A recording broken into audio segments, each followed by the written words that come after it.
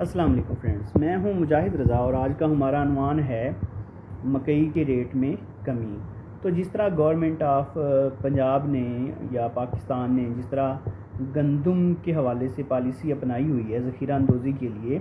تو اسی طرز پہ ہر فصل کے ریٹس جو ہیں وہ فکس ہونے چاہیے،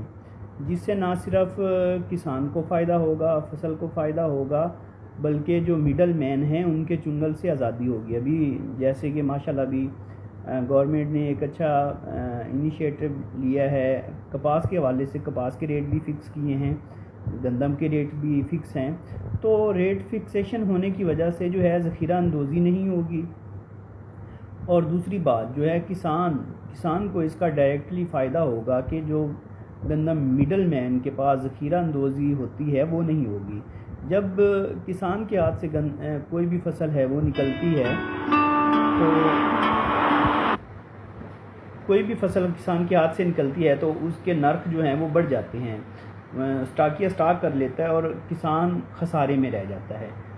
یعنی کہ تقریباً آپ دیکھ لیں کہ 4000 سے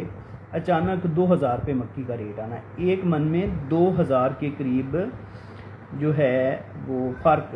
تو یہ انتہائی ظالمانہ اور سفاکانہ عمل ہے یہ مڈل مین لوگوں کا، کہ جس سے کسان جو ہے وہ دل برداشتہ ہے مکئی کے ریٹ میں گراوٹ کی وجہ سے۔ تو گورنمنٹ سے اپیل ہے کہ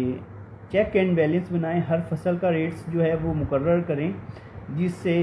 یہ ہوگا کہ کسان کی فصل جو ہے وہ بر وقت بآسانی فروخت ہو سکے گی، اور جو مڈل مین ہیں ان کو بھی پتہ ہوگا کہ یہ ریٹ فکس ہیں، اس سے اضافہ نہیں ہوگا۔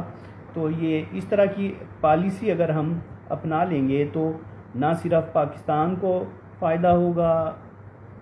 بلکہ مہنگائی میں بھی کمی آئے گی۔ جو چیز گورنمنٹ ایک رعایتی نرخوں پہ لے گی تو وہ ظاہری چیز ہے، اس سے بننے والی جو بھی چیزیں ہیں وہ رعایتی نرخوں پر ہی ملیں گی۔ تو